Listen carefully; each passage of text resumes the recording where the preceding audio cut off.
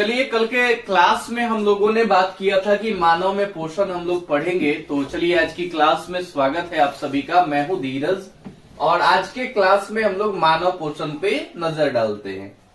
देखिए, मनुष्यों में जो पोषण होता है ना, वो इन 5 अवस्थाओं से होकर के, इन 5 प्रक्रियाओं से होकर के गुजरता है। मनुष्य में 5 प्रक्रियाएं कौन कौन सी हैं? तो सबसे पहला है इंजेक्शन। सबसे पहले मनुष्य क्या करता है? भोजन ग्रहण करता है अपने मुख से। ठीक है जी।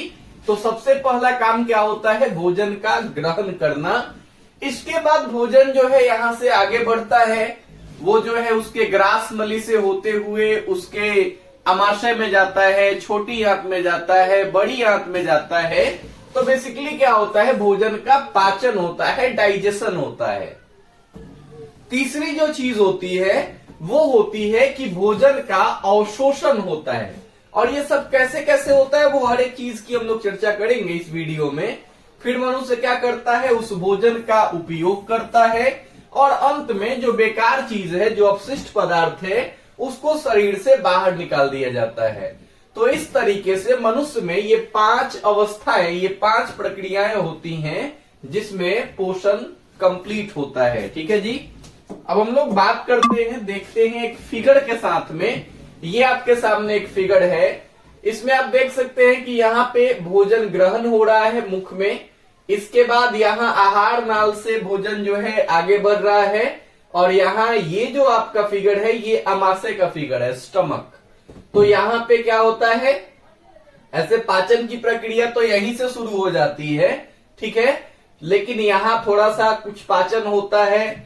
इसके बाद भोजन जो है आगे बढ़ता है, छोटी आंत में आता है। ये स्मॉल इंटेस्टाइन है आपका। यहाँ पे जो है क्या होता है? थोड़ा सा पाचन होता है, थोड़ा सा ऑब्जॉर्प्शन होता है।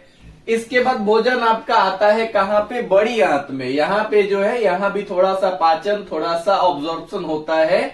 और अंततः भोजन जो है वो रेक्टम के थ्रू, मलाशय के थ्रू, वो एनस से होते हुए शरीर से क्या हो जाता है? बाहर निकल जाता है। इस तरीके से मनुष्य में पाचन की या पोषण की पूरी प्रक्रिया चलती है। ठीक है। ये आपका जो ये नली दिख रहा है आपको, ये है ग्रसिका। इसको अंग्रेजी में बोलते हैं एसोफेगस या फिर ओएसोफेगस। ठीक है जी। तो आगे बात करते हैं। तो हम लोगों ने अभी अभी बात किया और देखा भी फिगर में कि मनुष्य में जो पाचन तंत्र के मुख्य अंग है वो कौन कौन से हैं। एक तो हम लोगों का माउथ है, एक तो हम लोगों का मुंह है, दूसरा ग्रास नली है, इसके बाद स्टमक है, हम लोगों का अमाशय है, फिर स्मॉल इंटेस्टाइन है, छोटी आंत है, लार्ज इंटेस्टाइन है, बड़ी आंत है, रेक्टम है, मलाशय है, और एनस है, मल द्वार है। ठीक है ना। तो ये जो है वो मुख्य अंग है जो क्या करते हैं, जो हमारे शरीर में पाचन की पूरी प्रक्रिया को मतलब संपूर्ण कराने में मदद करते हैं। ठीक है जी। अब बात करते हैं सबसे पहले किसकी? सबसे पहले बात करते हैं अपने बकल कैविटी की, जिसको मुख भी बोलते हैं आप लोग। ये मुख जो है ना, ये पाचन तंत्र का सबसे पहला अंग है, सबसे फर्स्ट ऑर्गन हम लोगों के शरीर में जहां पे पाचन की प्रक्रिया शुरू होती है, वो कौन है? वो मुख है। ठीक है ना। याद रखिएगा, पूछा जा सकता है एग्जाम में कि पाचन की प्रक्रिया कहां से शुरू होती है? तो मुख से शुरू होती है। अब यहां मुख में आपको क्या मिलेंगे? तो यहां आपको मेनली मिलते हैं दांत। दांतों के बारे में अगर हम लोग बात करें तो दांत जो है ना, दांतों के काम क्या है? ये भोजन को काटते हैं, ये भोजन को फाड़ते हैं, ये भोजन को पीसते हैं और भोजन को छोटे छोटे टुकड़े में बदल देते हैं। तो ये जो पूरी की पूरी प्रक्रिया है, इसको बोलते हैं मैकेनिकल डाइजेशन। ठीक है जी। इसको क्या बोलते हैं? इस प्रक्रिया को बोलते हैं मैकेनिकल डाइजेशन। दांतों की बनावट कैसे होती है? तो दांतों की बनावट कुछ इस तरीके से होती है कि उसके जो सबसे ऊपर का आपको लेयर दिखता है, सबसे ऊपर का जो पदार्थ होता है, उसका नाम होता है एनामेल। ये एनामेल जो है, ये आपके शरीर में सबसे हार्डेस्ट पदार्थ है, ये सबसे कठोर पदार्थ है। तो परीक्षा में पूछा जा सकता है कि मनुष्य के शरीर में सबसे कठोरतम पदार्थ क्या होता है, तो नाम याद रखिएगा, एनामेल या इनामेल। ठीक है जी, बात क्लियर है, कोई दिक्कत नहीं है। धरती पे सबसे हार्डेस्ट हीरा है, लेकिन मनुष्य के शरीर में सबसे हार्डेस्ट कौन होता है, वो होता है एनामेल। ठीक है, इसके नीचे जो अंदर की परत होती है दांत के भीतर, उसको बोलते हैं डेंटाइन, और उसके बाद जो है नसें होती हैं, रक्त वाहिकाएं होती हैं, पल्प कैविटी बोलते हैं इनको अंग्रेजी में। तो ये बेसिकली क्या हुआ, ये दांतों का स्ट्रक्चर हुआ। ठीक है ना, हम लोग आगे बात करेंगे हर एक चीज को और फिगर के साथ में बात करेंगे। अब दांतों के प्रकार की बात करते हैं, तो देखिए दांत जो होते हैं ये बेसिकली कितने प्रकार के होते हैं, 4 प्रकार के होते हैं। इसमें सबसे पहला जो प्रकार है उनको बोलते हैं इंसाइजर्स। ये काटने वाले दांत होते हैं, एकदम आगे के सामने, एकदम सामने सामने जो दांत आपको दिखते हैं वो है क्या, इंसाइजर्स, आगे की ओर वाले दांत। ये क्या करते हैं भाई, भोजन को काटते हैं। अगर आपको सेब काटना हो, रोटी काटना हो, कुछ भी काटना हो, तो काटने का काम कौन करते हैं, वो करते हैं इंसाइजर्स। ठीक है ना, इनको कृंतक भी बोलते हैं, हिंदी में कहीं कहीं कृंतक लिखा हुआ होता है। ठीक है, तो ध्यान रखिएगा, उसी को अंग्रेजी में इंसाइजर्स बोलते हैं। इसके बाद है कनाइन। कनाइन जो है इसको हिंदी में रदनक बोलते हैं। रदनक क्या करते हैं, ये इंसाइजर्स के ठीक बगल में होते हैं, नुकीले होते हैं, थोड़े से हल्का सा लंबा होता है ये। ठीक है ना, जो जंगली जानवर है उनमें तो ऐसे ही इंसाइजर्स जो है वो तो नहीं दिखते उतना, लेकिन कैनाइन बाहर बाहर निकले हुए आपको दिख जाते हैं। अगर आप किनकी बात करेंगे, जो जंगली जानवर है उनमें, क्योंकि उनमें मेन काम जो होता है वो भोजन को फाड़ना ही होता है, और फाड़ने में ये एक्सपर्ट है। ठीक है जी, बहुत ही नुकीले होते हैं इंसाइजर्स, किसी भी चीज को फाड़ने की बात हो तो इनका काम है। इसके बाद होते हैं प्री मोलर, नाम ही है प्री मोलर, मतलब मोलर से पहले होते हैं। इनको अग्र चवर्णक बोलते हैं। ठीक है ना, क्या बोलते हैं, अग्र चवर्णक, और ये है आपके चवर्णक।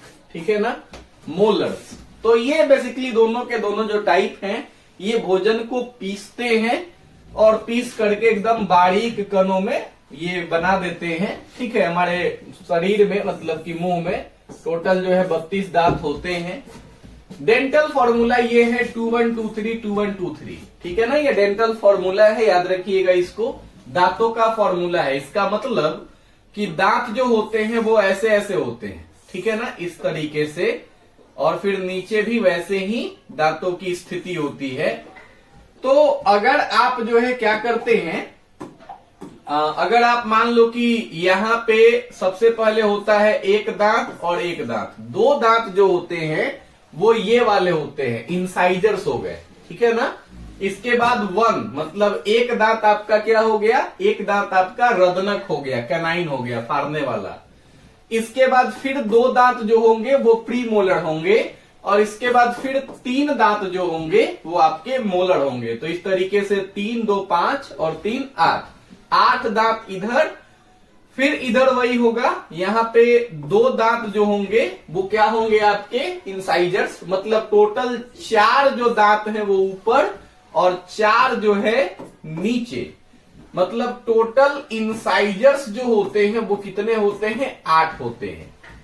और इसके बाद कनाइन कितने होते हैं, तो कनाइन एक इधर 2, और एक नीचे और एक यहां, मतलब ये कितने होते हैं, ये टोटल 4 होते हैं। ठीक है ना, इसके बाद किसकी बात करते हैं, मोलर की। तो 2 इधर होते हैं, 2 इधर भी होंगे 4, और 2 नीचे और 2 इधर, मतलब 2 4 6 और 8। तो 8 दांत जो है मोलर्स होते हैं। और प्री मोलर की बात करें तो 3 उधर 3 इधर पीछे पीछे, फिर 3 इधर और 3 इधर, मतलब मोलर और प्री मोलर जो है ये 3 6 9 और 12, तो टोटल 12। इस तरीके से 12 8 20, 8 28 और 4 32, तो टोटल कितने दांत होते हैं, टोटल जो है 32 दांत पाए जाते हैं। ठीक है जी, याद रखिएगा, इस फॉर्मूला से ही आप लोग भी बहुत आसानी से क्या कर सकते हैं, निकाल सकते हैं। ये अपना दांतों का पूरा सेट आपको दिख रहा होगा। ये एकदम जो आपके सामने सामने दांत, ये 4 दांत दिख रहे हैं, 4 मैंने गिनवाए ही, 2 इस साइड में और 2 दूसरे साइड में। तो ये जो 4 दांतों का सेट आपको दिख रहा है, ये कौन है? ये इंसाइजर्स हैं, कृंतक हैं। इसके बगल में एक इधर और एक इधर, ये जो आपको दिख रहे हैं ये क्या है? ये आपके हैं कनाइन, ये वाले, ठीक है ना, ये कनाइन है। और फिर उसके बाद प्री मोलर और मोरल, और ये ठीक है मोलर। इनके फंक्शन की हम लोगों ने बात कर ही ली है। 32 दांत बेसिकली टोटल होते हैं। बाकी बहुत सारे बच्चे, छोटे छोटे जो बच्चे होते हैं उनमें तो दूध का भी दांत होता है, वो टूटता रहता है, वो भी 20 के करीब में ऐसे पाए जाते हैं। तो मतलब मनुष्य की पूरी जिंदगी में 52 दांत होते हैं, ठीक है ना, जिसमें से वो दूध वाले दांत टूट जाते हैं और उनके लास्ट में जो दांत आते हैं वो टोटल जो है क्या होते हैं? वो रहते हैं पूरी जिंदगी भर, जब तक कि आप उनकी देखभाल अच्छे से करते रहें, ठीक है ना। तो दांत टोटल मनुष्य में कितने होते हैं? 32 ही होते हैं। लेकिन पूरी लाइफ में जो टूटते हैं उन सबको अगर गिना जाए, क्योंकि दूध वाले दांत जो होते हैं बच्चों में वो टूट जाते हैं, उन सबको अगर गिन लिया जाए तो टोटल 52 संख्या हो जाएगी, ठीक है जी। अब बात करते हैं किसकी? जीभ की। जीभ भी हम लोगों के मुख में ही है और ये भी बहुत हेल्प करता है चीजों में। देखिए जीभ की बात करते हैं। जीभ की सबसे पहली बात है कि ये मांसल अंग है, मांस वाला अंग है, हड्डी उड्डी इसमें होता नहीं है, मांसल अंग है, मस्कुलर ऑर्गन है। भोजन को इधर उधर घुमाने में हेल्प करता है कौन? जीभ, भोजन को मूव कराने में। और सबसे इसकी क्वालिटी वाली बात क्या है? टेस्ट पहचानता है, स्वाद पहचानता है। स्वाद की अगर हम लोग बात करें तो स्वाद अपने पास 4 टाइप के हैं। एक है मीठा, एक है नमकीन, एक है खट्टा और एक है कड़वा। कभी कभी एग्जाम्स में ये भी पूछ देता है कि ये स्वाद जो है कहां से, जीभ के किस हिस्से से मिलते हैं।